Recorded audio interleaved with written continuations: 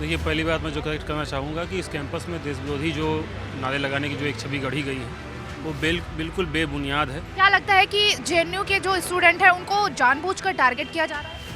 जी, इसमें तो कोई संशय भी नहीं है इस बात में कि चाहे वो 2016 हो या फिर 2019 में हो, और उसके बाद से जिस भी तरीके से जेएनयू पूरे देश के अंदर लोगों का एक इमेज बिल्डिंग हम इसको पूरी तरह से दरकिनार करते हैं, हम इसको पूरी तरह से खारिज करते हैं।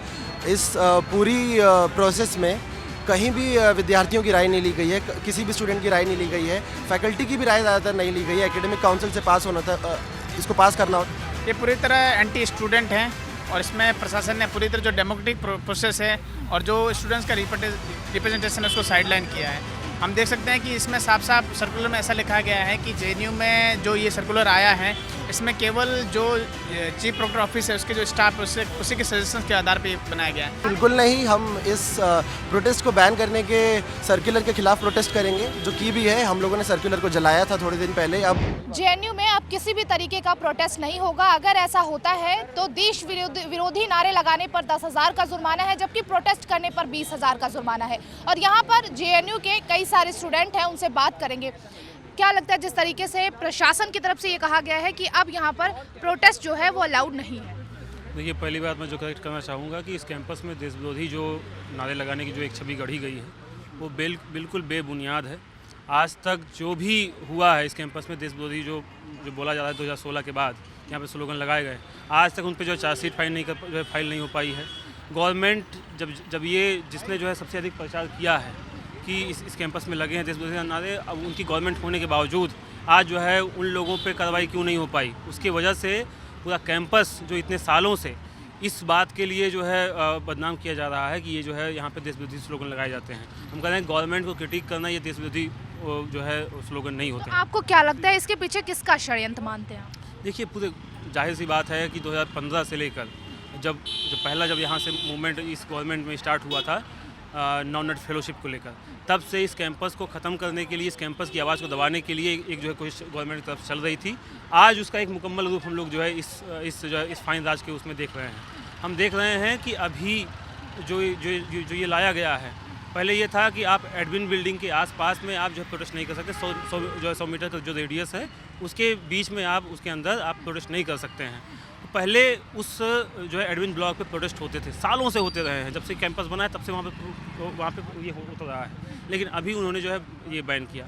उसके बाद फिर अभी जो कुछ जगहें बची हुई थी, हम कह रहे हैं कि अगर कोई जो है प्रोटेस्ट करने जाएगा तो कहाँ जाएगा? किसी अथॉरिटी के पास जाएगा। अगर हमको सवाल है प्रधानमंत्री से, तो मैं जाके जो है चाय वाले से जो है ये नहीं पूछूंगा कि जो है आप जो है हमारा फीस क्यों बढ़ा रहे हैं, आप हमारा फंड क्यों ख़त्म कर दे रहे हैं। सवाल यहाँ पर उठते हैं क्योंकि यहाँ पर देश विरोधी नारे कई दफ़ा लगाए गए। लगाया है।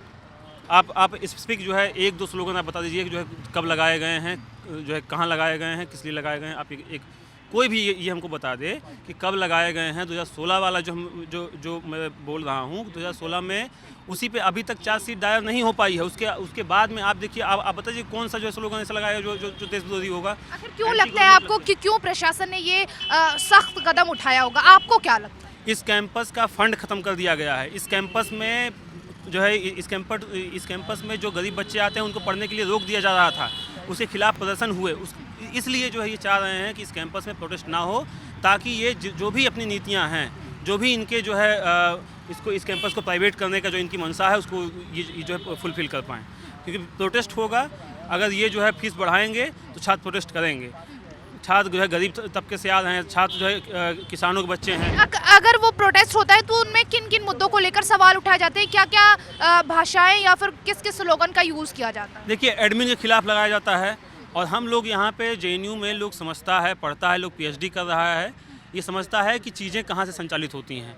जो इसके जिम्मेदार हैं उनके खिलाफ स्लोगन लगाए जाते हैं, गवर्नमेंट के खिलाफ स्लोगन लगाए जाते हैं। अगर जो है गवर्नमेंट का इशू होगा तो, अगर यहाँ का इशू होगा, अगर जो है एडमिन का इशू होगा तो एडमिन के खिलाफ स्लोगन लगाए जाते हैं। कोई देश, हम लोग भी एक सवाल मैं आपसे पूछना चाहूँगी, क्योंकि कई सारी वीडियोस सामने आती हैं जिसमें ये स्लोगन्स भी लगाए जाते हैं कि भारत मुर्दाबाद, भारत तेरे टुकड़े होंगे। क्या ये स्लोगन ये कब लगाया गया था? अभी आपको मैं बताना चाहूँगी, क्योंकि मैंने एक वीडियोस खुद देखी, और जिस टाइम फिलिस्तीन और इजराइल के बीच युद्ध छिड़ा था उस टाइम भी यहाँ पर प्रदर्शन हुए, जिस टाइम भारत मुर्दाबाद के नारे भी लगाए गए। नहीं लगाया गया।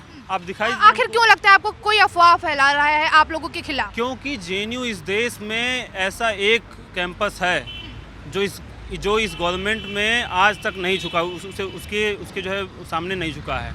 और इसीलिए लगता है कि गवर्नमेंट आप लोगों को टारगेट करती है। हाँ, जाहिर तौर पे 2015 में आरएसएस का एक जो है एक मुखपत्र है 5 जनवरी जो है 2015 में जेएनयू वाला जो ये देशद्रोह वाला जो केस लॉ ये स्टार्ट होने से पहले उसमें आया जेएनयू दरार का गढ़। तब से ये उसकी जो है जेएनयू इस देश की गवर्नमेंट के लिए, संघ के लिए ये जो है खतरा बना हुआ है, दुश्मन बना हुआ है। तब से ही आज से ये जो है वो नहीं बोल रहा है। ये कांग्रेस गवर्नमेंट था तब भी बोल रहा था। आज जब इनकी गवर्नमेंट निर्भया मूवमेंट को लीड करने वाला ये कैंपस रहा है, जेएनयूएसयू रहा है, भ्रष्टाचार का मूवमेंट लीड करने वाला ये कैंपस रहा है।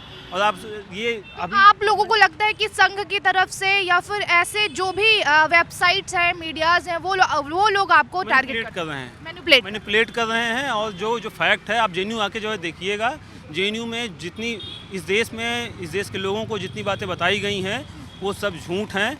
वो जेएनयू के 1% जेएनयू की बात होगी और 99% जो है वो जो मीडिया वाला जो दिखाए हैं लोग, वही जो है इस देश में जो चलता है। क्या लगता है कि जेएनयू के जो स्टूडेंट हैं उनको जानबूझकर टारगेट किया जा रहा है?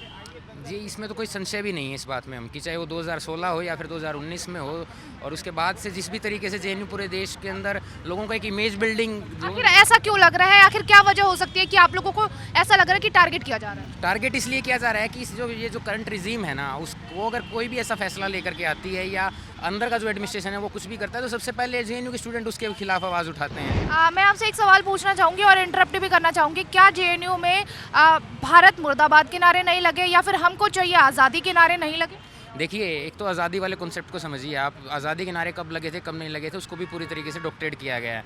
और जो आपको लगता है कि पैलेस्टाइन के टाइम पे जब भी प्रोटेस्ट हुआ, यहाँ पैलेस्टाइन की सोलिडरिटी में प्रोटेस्ट हुआ था, वो जेएनयूएसयू ने कॉल दिया था उसके लिए।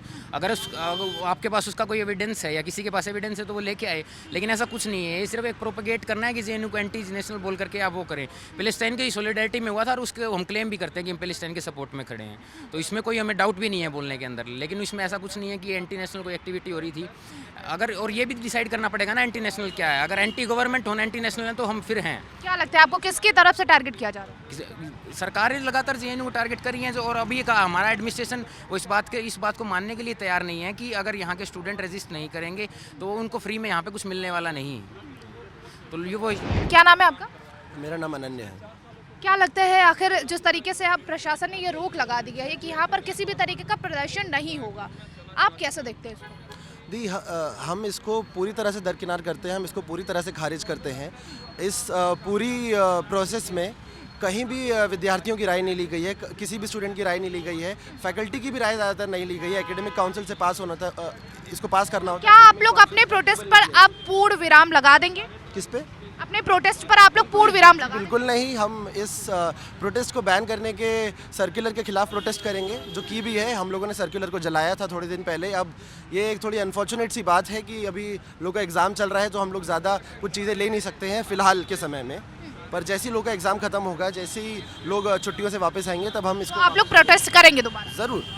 लेकिन जिस तरीके से ये कहा गया है कि जुर्माना लगाया जाएगा, तो क्या लगता है आप लोग जुर्माना भरने के लिए भी तैयार हैं लेकिन प्रोटेस्ट करेंगे? जी, सारे स्टूडेंट्स अगर संगठित होंगे तो प्रशासन को पता चल जाएगा कि स्टूडेंट्स क्या चाहते हैं। और अगर देखिए, समझ लीजिए, इस विश्वविद्यालय में 12 से 14 हज़ार लोग रहते हैं, उसमें 10 से 12 हज़ार विद्यार्थी हैं।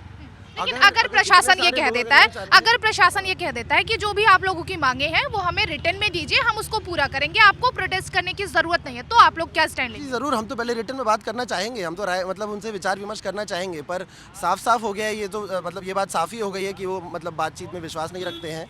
हम लोगों ने पर्चा भी निकाला है, ये सब हम लोगों ने अभी कर चुका है। तो क्या नाम है आपका? मेरा नाम विकास पालीवाल है। कैसे देखते हैं प्रशासन के इस बयान को कि अब यहाँ पर प्रोटेस्ट नहीं होगा, यानी कि जेएनयू कैंपस में? ये पूरी तरह एंटी स्टूडेंट हैं और इसमें प्रशासन ने पूरी तरह जो डेमोक्रेटिक प्रोसेस है और जो स्टूडेंट्स का रिप्रेजेंटेशन है उसको साइडलाइन किया है।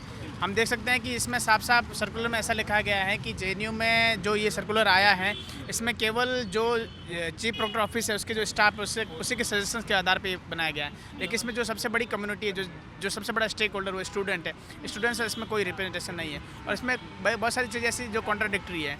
मान लो कि इसमें एक प्रोविजन ऐसा लिखा गया है कि अगर आप जेएनयू में कोई एंटी नेशनल मतलब ऐसी एक्टिविटी करते हैं या ऐसे कोई स्लोगन लगाते हैं तो उसके लिए केवल 10,000 फाइन है। वहीं अगर आप कोई कल्चरल इवेंट यहाँ पर ऑर्गेनाइज करवाते हैं या कोई कल्चरल फेस्ट यहाँ पर ऑर्गेनाइज करवाते हैं तो उस पर आपको 20,000 का फाइन और 2 सेमेस्टर का रेस्ट्रिक्शन है। मतलब जेएनयू वाइस चांसलर ये पूरी दुनिया को मैसेज देना चाहती हैं कि जेएनयू आप आइए, आप एंटी नेशनल स्लोगन्स लगाइए, 10,000 रुपये दीजिए और फ्री हो जाइए। तो ये जो पूरी तरह जेएनयू वाइस चांसलर ये निकाला है, ये कॉमरेड्स एंड फैकल्टीज़ के साथ मिलके जेएनयू के खिलाफ षड्यंत्र रचा गया है, जेएनयू स्टूडेंट के खिलाफ षड्यंत्र रचा गया है। जो जेएनयू की वाइब्रेंट डेमोक्रेसी है उसके खिलाफ षड्यंत्र रचा गया है। आपको क्यों लगता है कि कांग्रेस जेएनयू के लिए ये सारे फैसले क्यों लिए गए हैं, क्या वजह हो सकती है? जेएनयू की वाइस चांसलर हैं वो मतलब अपनी डिक्टेटरशिप इस कैंपस पे थोपना चाहती है। वो नहीं चाहती हैं कि यहाँ के स्टूडेंट डेमोक्रेटिक तरीके से अपने राइट्स के लिए लड़े। यहाँ पे जो समस्या है अभी हॉस्टल में रिनोवेशन की समस्या है, पिछले 7 महीने से हॉस्टल रिनोवेशन का काम चल रहा है। डेमोक्रेटिक या फिर अपने लिए स्टैंड लेने के लिए आप क्या क्या स्लोगन्स लगा सकते हैं, क्या क्या बोल सकते हैं? हम बोलते हैं छात्र शक्ति, राष्ट्र शक्ति, ऐसे स्लोगन लगाते हैं, स्टूडेंट्स पावर, नेशंस पावर का स्लोगन लगाते हैं, भारत माता की जय के नारे लगाते हैं। लेकिन अगर मैं गलत नहीं हूँ तो मैं एक सवाल पूछना चाहूँगी आपसे कि कई सारे वीडियोस ऐसे भी जेएनयू के वायरल होते हैं जिसमें ये कहा जाता है कि भारत मुर्दाबाद, भारत तेरे टुकड़े होंगे, हमको चाहिए आज़ादी।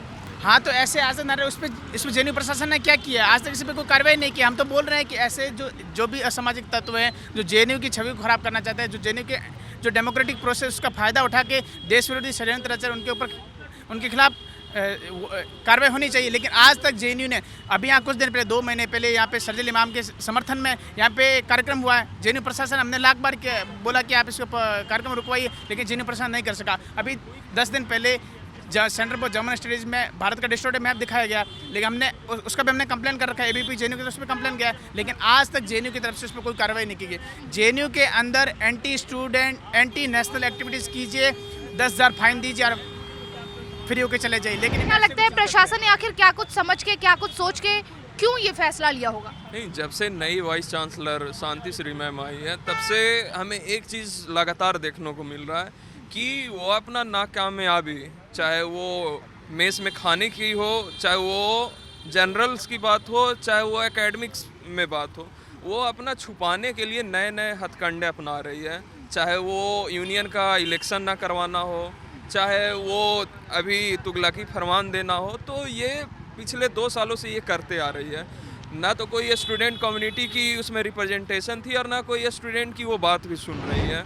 देखिए, पहली बात मैं जो करेक्ट करना चाहूँगा कि इस कैंपस में देश विरोधी जो नारे लगाने की जो एक छवि गढ़ी गई है वो बिल्कुल बेबुनियाद है। क्या लगता है कि जेएनयू के जो स्टूडेंट हैं उनको जानबूझकर टारगेट किया जा रहा है? जी, इसमें तो कोई संशय भी नहीं है इस बात में कि चाहे वो 2016 हो या फिर 2019 में हो, और उसके बाद से जिस भी तरीके से जेएनयू पूरे देश के अंदर लोगों का एक इमेज बिल्डिंग हम इसको पूरी तरह से दरकिनार करते हैं, हम इसको पूरी तरह से खारिज करते हैं। इस पूरी प्रोसेस में कहीं भी विद्यार्थियों की राय नहीं ली गई है, किसी भी स्टूडेंट की राय नहीं ली गई है, फैकल्टी की भी राय ज़्यादातर नहीं ली गई है। एकेडमिक काउंसिल से पास होना था, इसको पास करना होता। ये पूरी तरह एंटी स्टूडेंट हैं और इसमें प्रशासन ने पूरी तरह जो डेमोक्रेटिक प्रोसेस है और जो स्टूडेंट्स का रिप्रेजेंटेशन है उसको साइडलाइन किया है। हम देख सकते हैं कि इसमें साफ साफ सर्कुलर में ऐसा लिखा गया है कि जेएनयू में जो ये सर्कुलर आया है इसमें केवल जो चीफ प्रोक्टर ऑफिस है उसके जो स्टाफ उसी के सजेशंस के आधार पे बनाया गया है। बिल्कुल नहीं, हम इस प्रोटेस्ट को बैन करने के सर्कुलर के खिलाफ प्रोटेस्ट करेंगे, जो की भी है। हम लोगों ने सर्कुलर को जलाया था थोड़े दिन पहले। अब